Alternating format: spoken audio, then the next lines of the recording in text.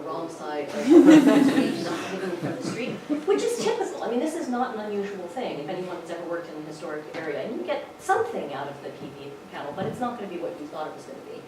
So the question is, these heroes in practice. I would say that the goals are not reached as planned or envisioned, and so the learning stories in each case were affected by the requirements to tell the hero story. So for instance, the findings that I had with Crescendo literally not being included in the public information. And so for me it is a question, is that a problem of interpretation or an opportunity for change? Let's be positive. I'm going to say it's an opportunity for change. Because I think that the imaginary world, that I said that we get stuck in, that sort of special world, is distracting us from the real one. So you see this guy, looks like he's going to be trying to catch a ball on the left-hand side of the screen, but the real ball is over here. And that's slightly how I feel we're dealing with the difference between the ordinary world and the special world. I mean, the special world is important. It's not that it needs to go away, but how we handle it, I think, is important. So what this talk basically says is that the energy efficiency field in particular tends to get stuck in that special world because we're not dealing very well with the real world. I'm suggesting that learning stories will help us get us back into the real world. But I actually think we need to go a little bit further, that we need to go all the way to the end and start thinking about how systems of stories will work. And what we're missing here is what I call the caring story. And in an earlier version I called it the love story, but that led people into a different realm. And so this is caring really is about doing things that you care for and love and take responsibility for. So it's more of a parental kind of thing. And there's social potential there for understanding how caring actually happens. There's a lot of research around this area. I tend to think of it a little bit like gardening. You know, gardening is not something which you do for cost-benefit analysis. I mean, you understand entropy if you've ever tried to weed a garden, because those weeds keep coming. And it is this fight to try and protect your vegetables from the weeds. But, you know, the vegetables are not going to, give you a payback necessarily. It is the joy of doing it. And I think we miss that in some of the sustainability work. So the question is, how do we put that back in? So I'm thinking about in the built environment, there's of course a life cycle. And I'm suggesting that a system of stories works well if we think about the life cycle of the building. So in planning and design, the hero story is a perfectly viable thing to do. It's imaginary. There is nothing to measure at that point. So having models and so forth really makes sense. You want to have a goal and objective. However, as you move into construction and maintenance, you get into the learning story because the rubber hits the road, so to speak. And so to be able to have a language to talk about that, I think, is really important. And then the last bit is kind of once the designers go, how do we operate and maintain the built environment? How do we understand it in use, I think, is the last bit. And that's the caring story, which I don't think that our field really works with so much as certainly with the first part of things. So an example of learning story research is something that I did recently. So the tagline for this was, it isn't easy being green. It was an EPSRC funded project, so EPSRC will fund learning research if you articulate it properly. And that was working with infrastructure, creation of knowledge, and energy strategy development in retail, acronym WICI, which was fun. And the idea was building off of this notion of a wicked problem as being complex and interdependent, and thinking of energy use as a wicked socio-technical problem where technological solutions have to fit organizational characteristics, right? So there you have the argument that says both things are important, quantitative and qualitative. And also co-creating knowledge with partners, which again gives us this sort of real-world context to be able to understand and use lessons. So towards making this kind of, and the caring story is the last piece that I want to talk about, and how do we make performance or building performance engaging? And I don't know if any of you are fans of this next particular sport, but think about Formula One. Has anyone ever seen a Formula One race on television? A couple of people. I think it's like awful, and I find it to be incredibly boring, except for the fact that they are so interested in performance, and it's about what's happening with the tires, and then the thing about the racetrack. It's so highly quantitatively structured, and yet they make it exciting. And it's about, you know, girls in bikinis. They really have found a way to make this information, this highly technical information, part of the structure of the story about who's going to win, and the different types of competitions between the drivers and the car and the team and the, you know, it goes on and on. But they've done a nice job with that. Continuing on the driving idea, so again, this is just to say that we have these kinds of stories about what can be interesting, but it does need to be in a car environment rather than in a building environment.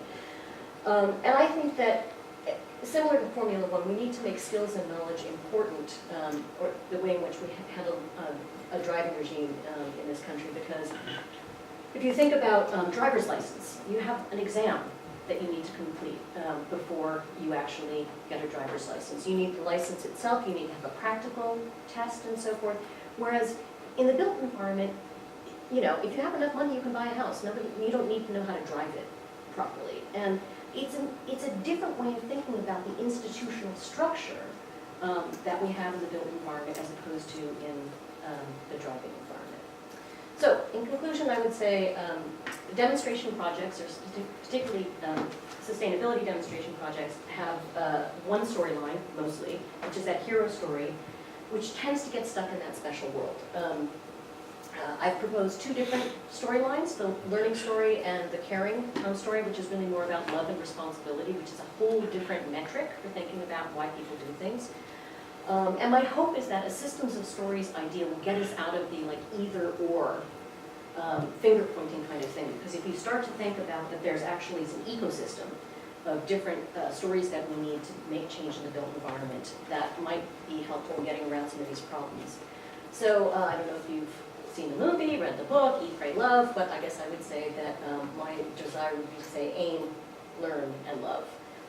And then going back to this thing again, just to the research dimensions, implications for the future would be moving from Da Vinci to Picasso, because I don't think it's possible to know which one of these things is right, which one of those perspectives is right, but we need to get better at representing multiple perspectives at a single point in time, because that is actually how we live our lives.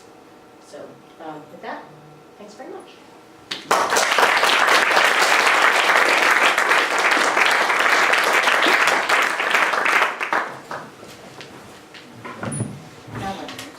Well, that was a wonderful lecture. Thank you, Bob. Keynote Janda, engineer, but not as we know them. And I confess that a number of your slides reminded me how physically inadequate I am. So I don't know whether to thank you for that. There you are. I know. Bob, we've probably got time for a few questions, if you could Yes, absolutely. field them. That Yes, yes. yes. Yes, right, 'cause you're Questions from the audience, please. Please, Vicky.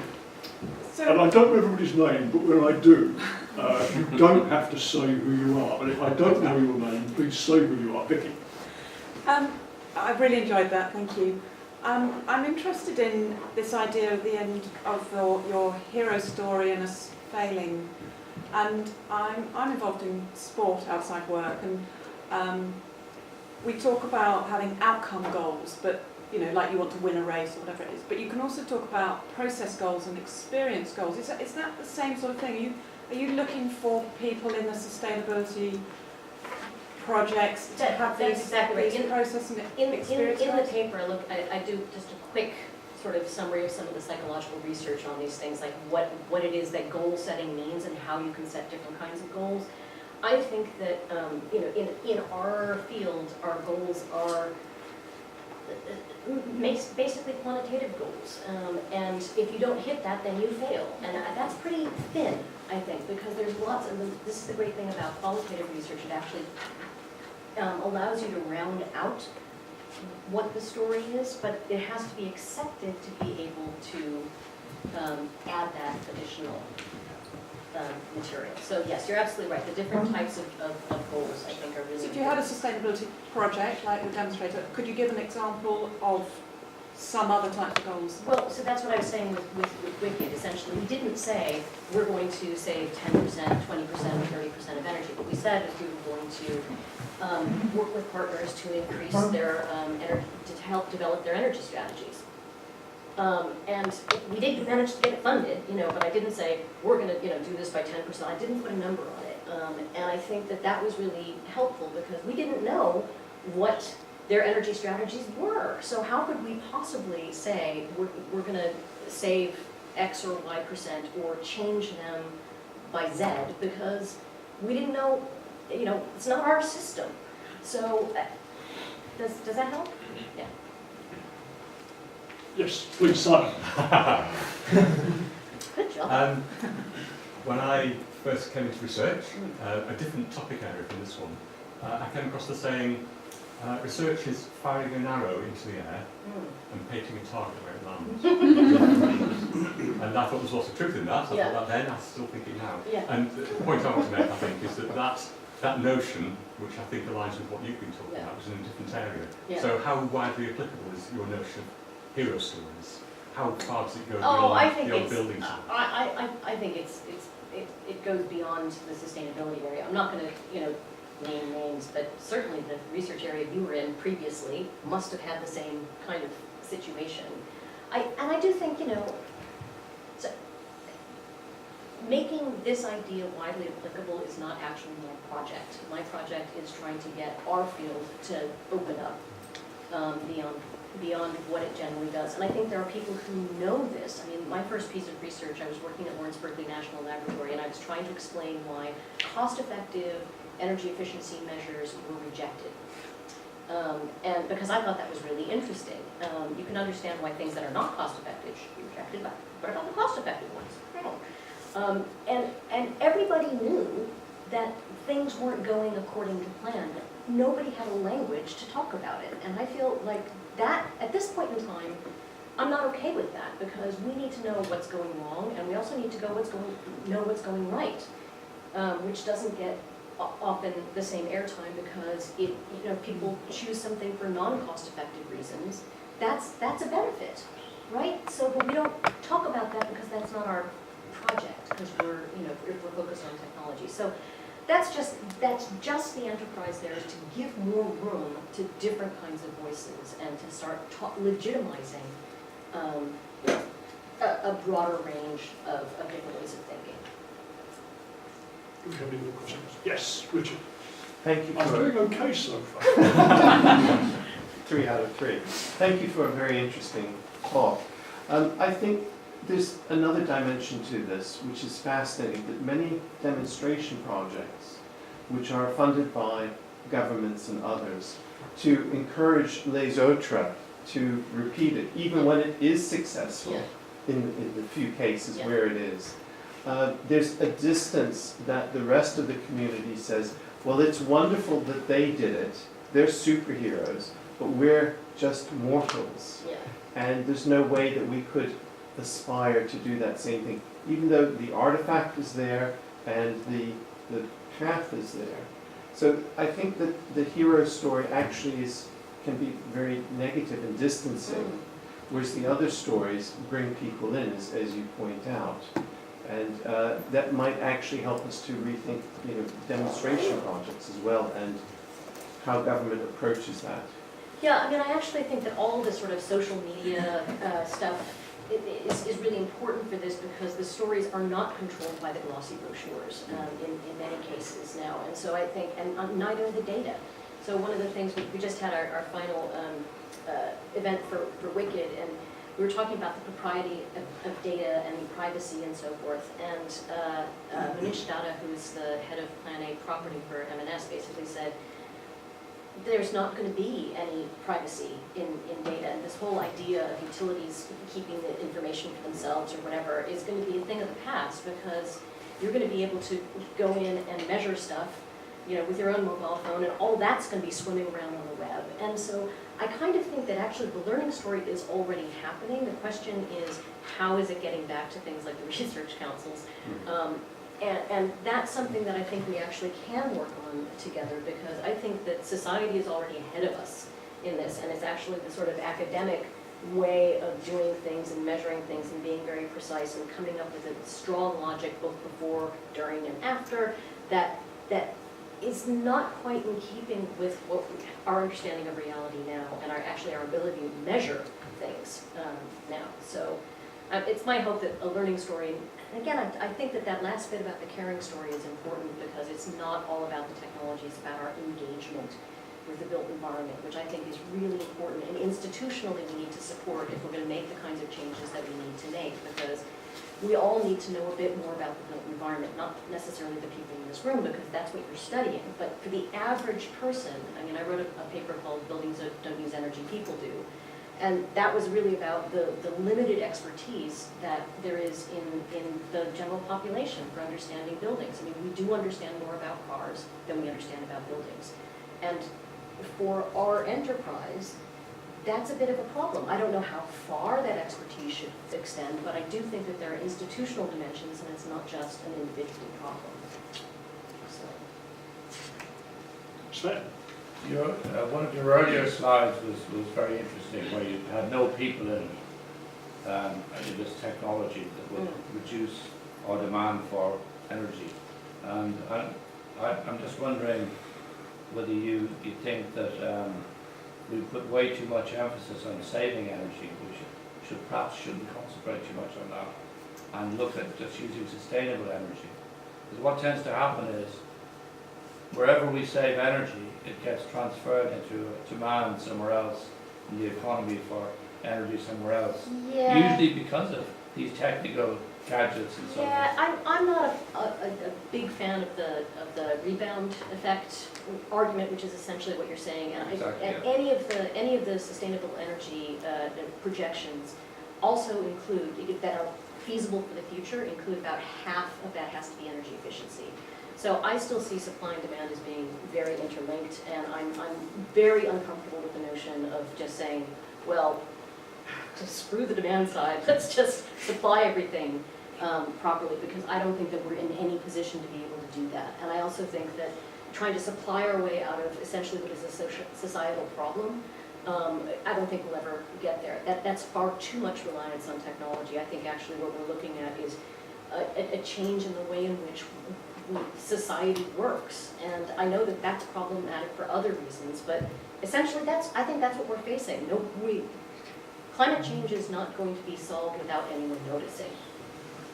That's what I would say. The problem is it's very difficult to measure the rebound effect, because there's so many unknowns as to where else energy demand might have transferred itself to. There's not many studies that prove anything about it. Well, there's a whole literature around that, and honestly, I that's not one that I engage in, because it's just I feel like it is a measurement question, and to me, then I feel like it doesn't mean that energy efficiency doesn't work or that it doesn't do things. I just think that we're not describing it properly. I mean, we're not describing it in a way that is engaging and interesting. To me, energy demand is fascinating. I think the ways in which buildings can improve when we start thinking about how they use resources. I think that those things are genuine, whether it results in the exact amount of reduction that we thought it would or not. Well, I have a whole lot of, and we might want to move on, or I'm happy to talk afterwards, but I think we're getting into a discussion, so maybe we should. Yeah. I mean, and Bob has a talk, so. I have a very short talk. Oh. I have some very brief observations. I have bullet points. Bullet points. I have Okay, well, bullet I'm points. just saying, like, we need to get Bob Mike. to do. Yeah. Yes.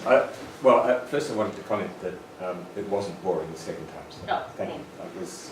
That was as challenging as the first time.